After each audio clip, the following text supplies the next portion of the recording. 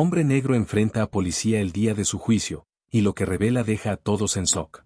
Mi sueño es llegar a los 1000 suscriptores este mes. Suscríbete y cuéntame desde donde la estás escuchando. Gracias por ser parte de este camino. Capítulo 1. El silencio antes de la tormenta. La mañana del juicio amaneció con un cielo grisáceo, como si el universo mismo presintiera lo que estaba por revelarse.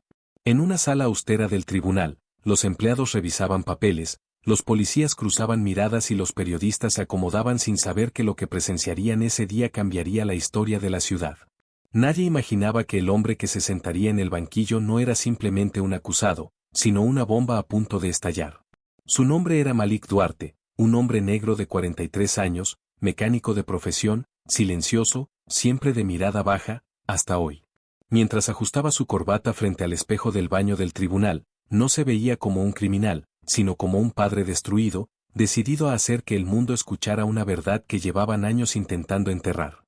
2 años antes, su hijo Amir, de tan solo 17 años, había sido asesinado por la policía con 3 disparos por la espalda, frente a su propia casa.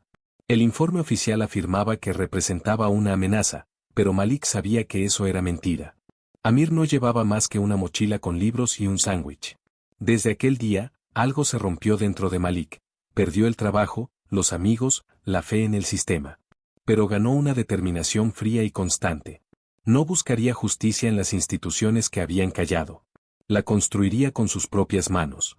Fue así como tomó una decisión impensable: infiltrarse en una de las pandillas más violentas de la ciudad, no para formar parte de ella, sino para desenmascarar todo un entramado de corrupción. Durante meses, Malik actuó. Se ganó la confianza de hombres peligrosos, fingió ser uno de ellos, mientras en secreto grababa conversaciones, memorizaba nombres, ubicaciones, fechas.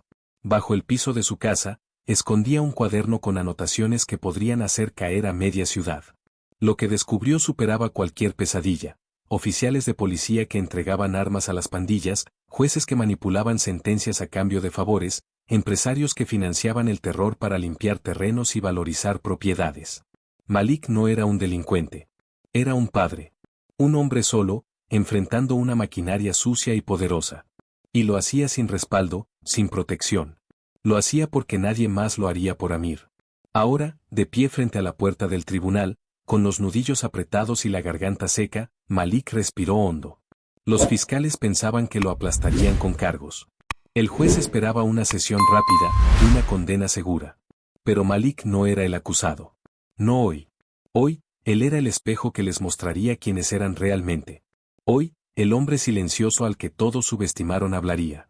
Y cuando lo hiciera, cada palabra pesaría como un disparo. Porque su silencio no había sido cobardía, había sido preparación. Capítulo 2. Los fantasmas de Amir. El juicio aún no había comenzado, pero Malik ya estaba dentro del tribunal, sentado solo, rodeado por miradas que oscilaban entre la desconfianza y el desprecio. Al otro lado, en la banca de los oficiales citados como testigos, estaban varios de los mismos rostros que él había investigado en secreto. Policías que sabían lo que habían hecho, pero que jamás pensaron que un hombre como Malik tendría el valor y la inteligencia de ponerlos contra la pared. Sin embargo, él no pensaba en ellos en ese momento. Pensaba en Amir. En cómo le gustaba bailar mientras cocinaban juntos, en cómo soñaba con ser arquitecto, en cómo le decía: papá, algún día vamos a salir de este barrio. Y no lo lograron. Al menos no juntos. Después de la muerte de su hijo, Malik cayó en un abismo. Las autoridades lo trataron como si él mismo hubiera causado la tragedia. Le cerraron puertas. Le ofrecieron silencio. Cuando intentó hablar con el jefe de policía, lo dejaron esperando por horas y luego lo sacaron del edificio. Fue un error trágico, le dijeron. Pero él sabía que no fue un error. Fue un patrón. Una política no escrita. Una costumbre que se repetía en barrios pobres, siempre con los mismos perfiles: jóvenes negros, sin antecedentes, ejecutados sin consecuencias. Malik empezó a juntar recortes de periódico, grabaciones de vecinos, cámaras de seguridad. Descubrió que Amir no era el primero. Ni sería el último si no actuaba. En ese proceso conoció a hombres que la sociedad había descartado. Expandilleros, jóvenes perdidos, madres en duelo. Algunos le enseñaron cómo moverse sin ser visto, cómo observar sin levantar sospechas.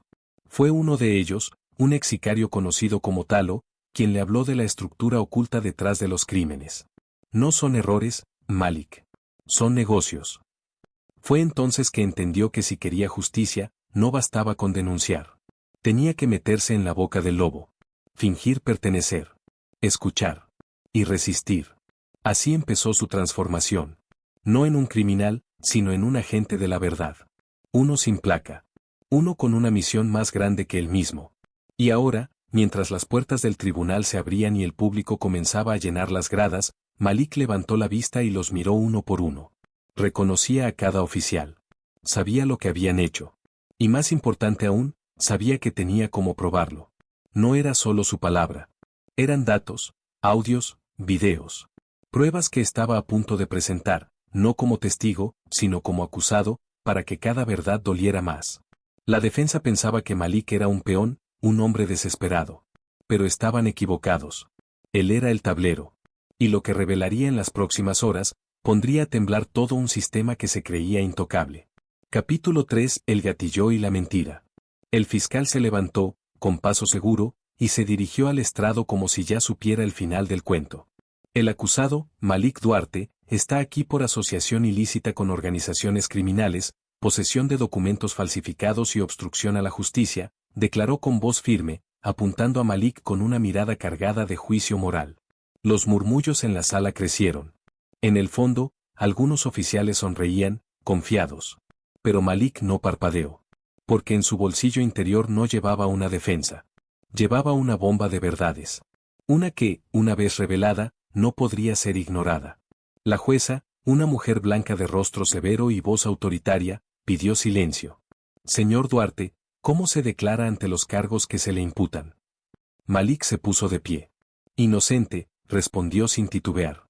Su voz no era arrogante. Era firme. Dolida. Pero no vencida. La defensa pidió entonces que se admitieran en evidencia una serie de documentos y grabaciones que supuestamente demostrarían su inocencia. La jueza arqueó una ceja. ¿Grabaciones? El fiscal se rió con desprecio. Una maniobra desesperada, dijo. Pero cuando la primera grabación comenzó a sonar en los altavoces del tribunal, el aire en la sala se volvió denso como plomo. Era la voz de un capitán de policía. Si ese chico habla, desaparece. Como el otro. Se escuchaba claramente. Luego, otra, una conversación entre dos agentes hablando sobre cómo plantar pruebas para justificar una detención. Malik no necesitaba decir nada. Las pruebas hablaban por él. Cada archivo era una daga. Las risas nerviosas comenzaron a desaparecer. Las caras de seguridad se volvieron pálidas. El fiscal pidió un receso inmediato, pero la jueza, en un gesto inesperado, negó. El tribunal ha esperado demasiado por esta verdad. Continúe, señor Duarte. Y en ese momento, el juicio dejó de ser sobre él. Y pasó a ser sobre todos ellos. Malik sabía que aún faltaba lo peor. Lo que había por revelar no solo implicaba policías. Involucraba concejales, fiscales auxiliares y hasta un candidato a alcalde. Cada uno con nombre y apellido, mencionado en las grabaciones, algunos incluso en video, recibiendo sobres o dando órdenes. Fue entonces que por primera vez, algunos en la sala comenzaron a mirar a Malik no como un criminal, sino como un hombre que había sacrificado todo para mostrar la verdad. Y sin levantar la voz, sin gritar ni una sola vez, había dado el primer disparo de justicia. Capítulo 4: El precio de levantar la voz. Cuando el video terminó, la sala permaneció en silencio. Nadie se atrevía a aplaudir, pero tampoco nadie podía disimular el estremecimiento. La jueza respiraba hondo. Algunos oficiales bajaban la mirada, otros apretaban los dientes. El fiscal, rojo de ira, intentó objetar la autenticidad del material, pero Malik estaba preparado. Cada archivo fue entregado a un notario independiente hace 6 meses. Cada grabación fue cotejada por 2 laboratorios forenses. No vine a buscar piedad. Vine a contar lo que nadie quiso escuchar. La jueza pidió una verificación urgente. Todo indicaba que lo dicho por Malik era legítimo. Y eso era apenas el inicio. Malik fue escoltado de regreso a su asiento, pero ya no era el mismo hombre que había entrado horas antes. Algo en su postura había cambiado. No era arrogancia. Era libertad. La libertad de quien carga un peso insoportable durante años y finalmente lo deja caer. Aún así, el peligro no había desaparecido. Lo que estaba haciendo tenía consecuencias. Sabía que allá afuera, alguien estaría planeando silenciarlo. Lo habían intentado antes, cuando un auto lo atropelló accidentalmente a las pocas semanas de comenzar su infiltración. Pero sobrevivió. Y no se detuvo. Porque no luchaba solo por Amir. Luchaba por todos los padres que no pudieron siquiera preguntar qué pasó con sus hijos. La jueza ordenó un receso de 1 hora para revisar los documentos entregados. Malik se quedó en la sala, sin hablar con nadie, mirando por la ventana. Los flashes de las cámaras lo esperaban en la puerta. Pero en su mente solo había una imagen, Amir riendo en el patio, con una pelota de fútbol. A veces se preguntaba si lo que hacía lo acercaba o lo alejaba del recuerdo de su hijo. Pero una cosa era cierta, Amir no moriría en vano. Él se aseguraría de eso, incluso si era lo último que haría. Lo más duro no había sido infiltrar la red, ni recolectar las pruebas. Lo más duro había sido mantenerse callado durante tanto tiempo. Ahora cada palabra tenía filo. Y estaba decidido a usarlas. En un rincón del tribunal, sentada en la última fila, una mujer mayor lo observaba con lágrimas contenidas. Era la madre de otro joven asesinado años atrás en circunstancias similares. Nunca había tenido pruebas, ni voz, ni apoyo. Pero al ver a Malik hablar con firmeza, algo dentro de ella se encendió. No estaba sola. Nadie lo estaba. En algún lugar profundo, el eco del miedo comenzaba a romperse. Y esa grieta era el inicio de algo mucho más grande que un juicio. Era el principio del fin de una mentira que había durado demasiado. Capítulo 5. La primera puerta que no se abre. Cuando se reanudó la audiencia, el fiscal había cambiado de estrategia. Ya no buscaba desacreditar las pruebas, ahora intentaba redirigir la atención. Alegó que, aunque los audios eran perturbadores, no probaban que Malik no estuviera involucrado con la pandilla. Puede que haya infiltrado el grupo, pero también cometió delitos. Fingir ser un criminal, también lo convierte en uno. La jueza no respondió de inmediato. El salón volvió a llenarse de tensión. Malik sabía que este sería su primer obstáculo real en el juicio, no bastaba con revelar la verdad. Tenía que demostrar que sus métodos no lo convertían en lo mismo que combatía. La defensa, sin embargo, tenía un plan. Sacó a relucir una carta, testimonios jurados de miembros del propio grupo delictivo, obtenidos con riesgo personal, que confirmaban que Malik nunca participó en actos violentos ni lucró con las actividades delictivas. Solo observaba, grababa y desaparecía. Uno de los testigos era Talo, el mismo que lo había guiado en el inicio. En su declaración escrita, decía, Malik no vino por poder. Vino a destruir algo que nos enfermaba a todos, incluso a nosotros. Fue un golpe inesperado. Pero el fiscal, buscando frenar el impulso, exigió que los testigos fueran citados formalmente. Sabía que algunos ya no estaban vivos. Otros, desaparecidos. Ese retraso abrió una brecha de incertidumbre. Las redes sociales ya hablaban de Malik como un héroe infiltrado, pero dentro del tribunal, las reglas eran otras. La jueza, aunque conmovida, seguía exigiendo pruebas concretas. Malik sintió la frustración crecer en su pecho. Había arriesgado su vida, había sacrificado su tranquilidad, pero las estructuras del poder parecían seguir blindadas. El sistema estaba diseñado para proteger a sus verdugos, no a sus víctimas. Y eso era precisamente lo que él quería mostrar.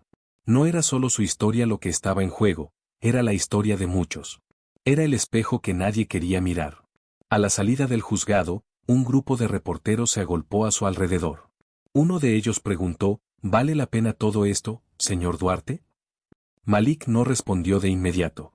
Miró al cielo, donde unas nubes oscuras comenzaban a cubrir el sol, y luego murmuró, si alguna madre puede dormir tranquila gracias a esto, entonces sí, vale cada cicatriz. Esa frase recorrió los noticieros como fuego. Pero Malik sabía que las llamas recién empezaban. Porque la primera puerta no se abrió, y muchas otras aún lo esperaban. Algunas con justicia. Otras, con nuevas heridas. Capítulo 6. El nombre que cambió todo.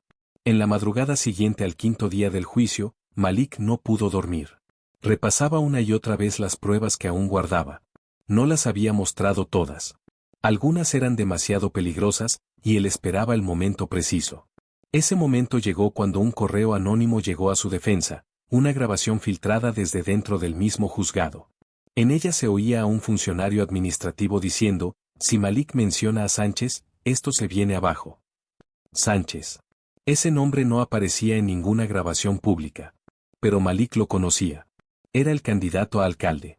Y también era el hombre que, según rumores internos de la pandilla, autorizaba operaciones de limpieza social en los barrios pobres. El equipo de defensa decidió incorporar la nueva prueba con cautela. La jueza aceptó revisarla en privado.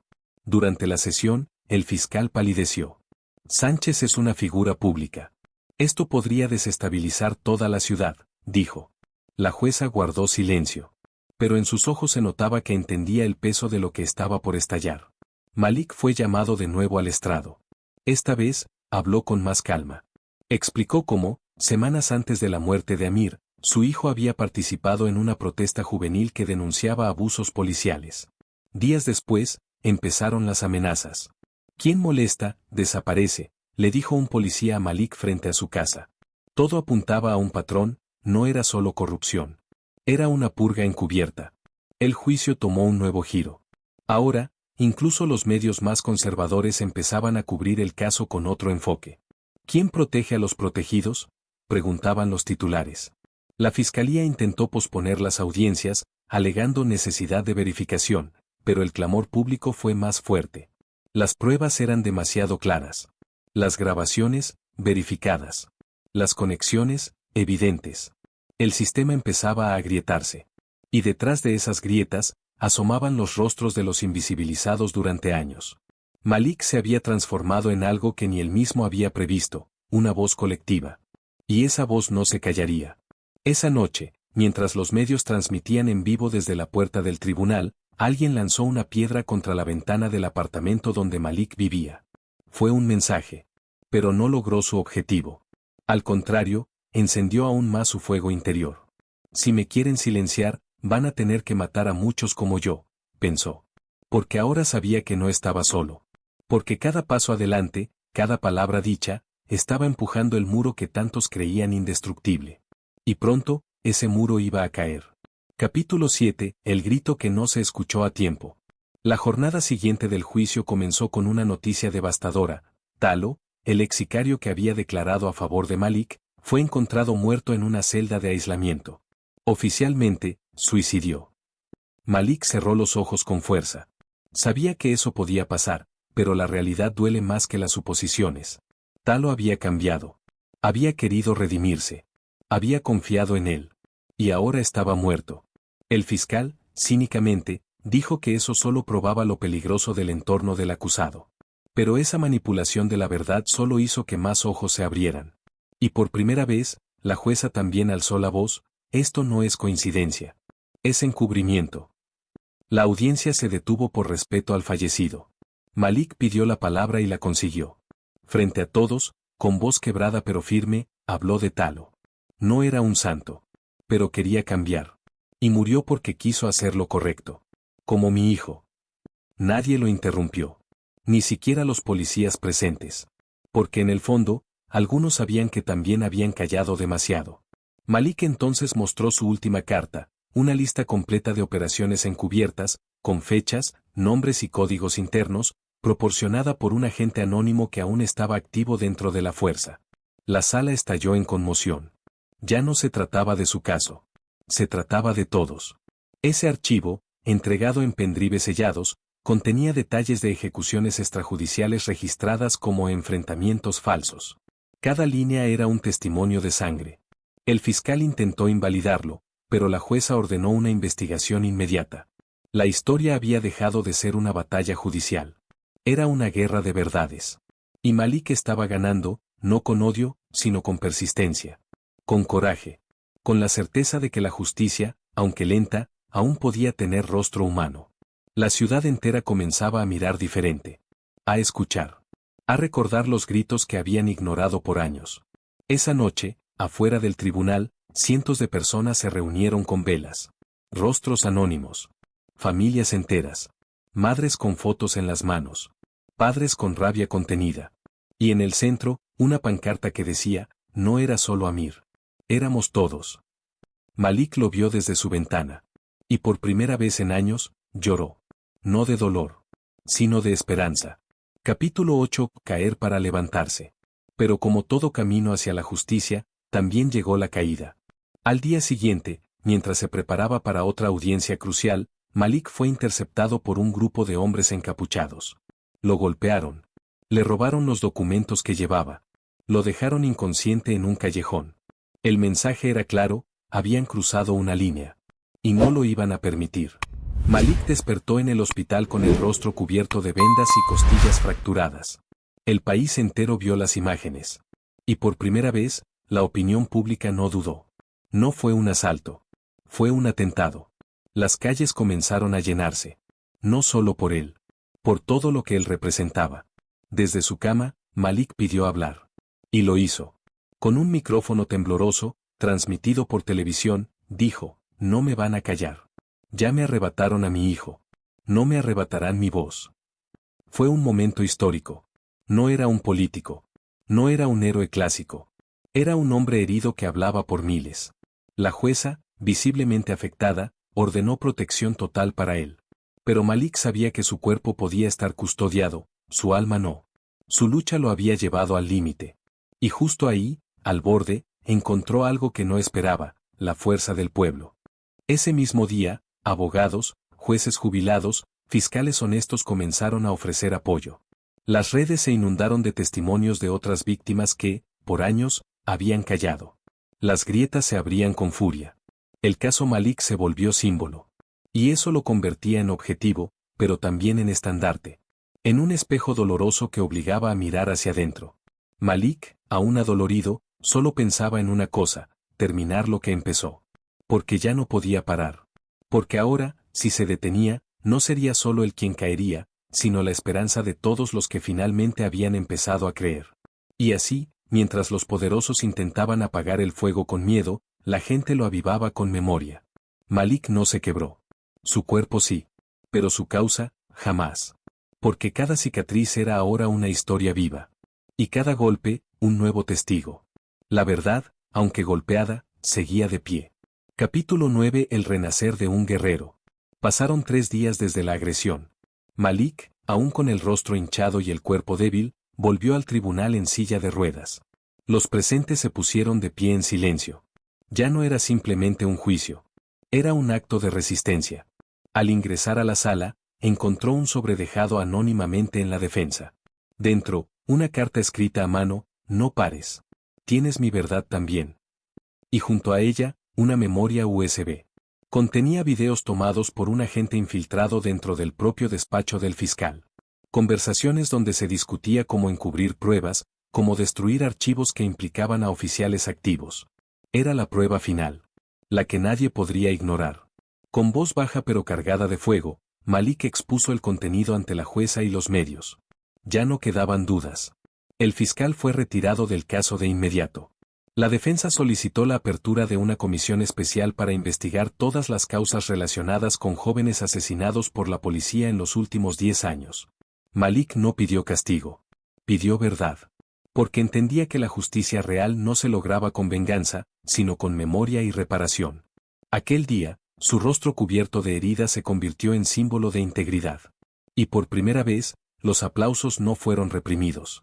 La jueza, en un acto inédito, suspendió temporalmente el juicio principal y ordenó una revisión general de los procesos vinculados. Se estaba abriendo una caja de corrupción con décadas de polvo. Pero Malik no sonreía. Solo respiraba con alivio. No había ganado. No aún. Pero había sobrevivido. Y eso ya era un acto revolucionario. A su alrededor, nuevos aliados se sumaban. Profesores, estudiantes, activistas, hasta miembros honestos de la fuerza. Malik había sido golpeado, traicionado, amenazado. Pero había resistido. Y en su resistencia, había inspirado a toda una generación. Esa noche, frente al hospital donde aún debía dormir, una multitud encendió velas. Cantaron el nombre de Amir. No como una víctima, sino como un legado. Porque sin él, nada de esto habría comenzado. Y en el centro del pecho de Malik, entre el dolor y la memoria, nació una nueva palabra, propósito. Capítulo 10. El día de la verdad. Una semana después, el juicio se reanudó. La sala del tribunal estaba repleta, pero el ambiente era distinto. Ya no había indiferencia ni hostilidad. Había expectación. Malik, ya de pie, caminó lentamente hasta el estrado. El juez suplente, designado tras la suspensión del anterior, pidió silencio. Señor Duarte, este tribunal está dispuesto a escuchar cualquier declaración final que desee realizar. Malik miró a todos. No llevaba papeles. No necesitaba discursos preparados. Solo su verdad. Y esa verdad pesaba más que cualquier argumento legal. Durante años, creí que la justicia era para todos. Hasta que mataron a mi hijo. Entonces entendí que la justicia, cuando existe, es para unos pocos. Y decidí hacer lo que ningún padre debería hacer, convertirme en otro hombre para descubrir por qué nadie hacía nada. Habló de su infiltración, de las amenazas, de los amigos que perdió, de los cuerpos que nadie reclamó. Habló de Talo. Habló de la carta. Pero sobre todo, habló de amor. De un amor tan grande por su hijo, que fue capaz de enfrentarse a todo un sistema para que ningún otro niño muriera por ser quien era. El tribunal escuchó en absoluto silencio. Algunos lloraban. Otros simplemente agachaban la cabeza. Malik no pidió absolución. Solo pidió que miraran lo que habían ignorado durante tanto tiempo. Y cuando terminó su discurso, se retiró sin esperar aplausos. Había dicho lo que necesitaba decir. Lo demás ya no dependía de él. Era la sociedad quien debía decidir qué haría con esa verdad. El juez agradeció sus palabras y anunció que el veredicto sería leído en 24 horas. Pero en los corazones de muchos, el juicio ya había terminado. Esa noche, una joven periodista escribió: «Hoy entendí que un juicio no siempre trata de culpables o inocentes.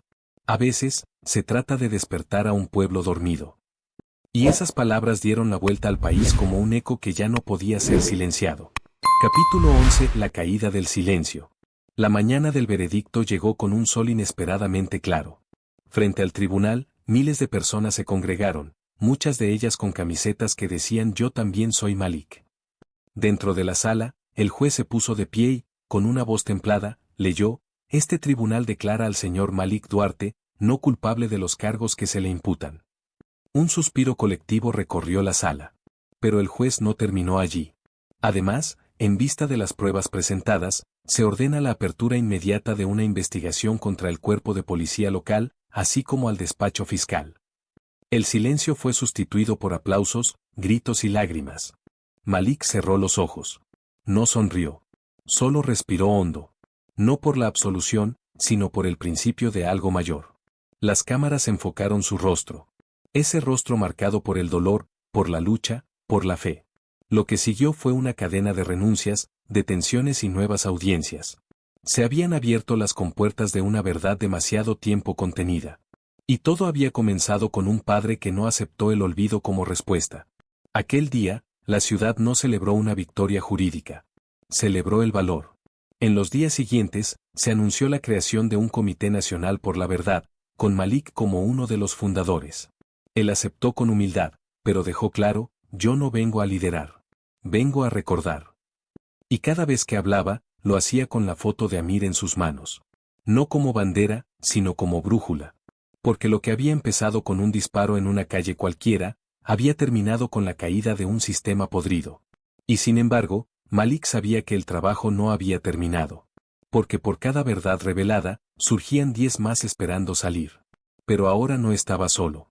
Y eso cambiaba todo. Capítulo 12. El legado de Amir.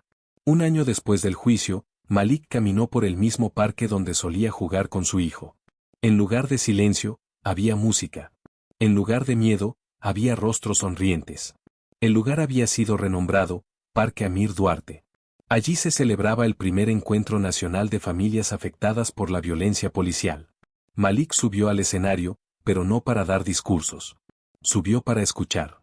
Para mirar a los ojos a otras madres, otros padres, que como él, se negaron a desaparecer. En ese evento, una niña de 10 años se acercó tímidamente.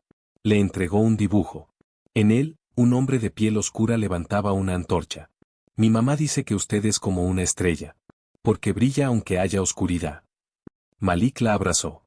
Y por primera vez en mucho tiempo, sonrió de verdad. Entendió que su lucha no había sido en vano. Que Amir vivía en cada historia contada, en cada ley cambiada, en cada niño que ahora podría crecer sin miedo de caminar por su propio barrio. La historia de Malik no terminó con el juicio. Continuó en cada rincón donde la verdad dejó de ser peligrosa y empezó a ser necesaria. En cada periodista que ya no callaba. En cada juez que se atrevía a mirar más allá del expediente. En cada ciudadano que, al ver a un joven detenido en la calle, ya no miraba hacia otro lado. Porque cuando una voz se levanta y se mantiene firme, muchas otras la siguen. Y así, el hombre que llegó al tribunal como acusado, salió convertido en símbolo. No por venganza. No por rabia. Sino por amor. Por justicia. Y por una promesa que se cumplió, Amir nunca fue olvidado. Porque ahora, gracias a su padre, el país entero lo recordaba.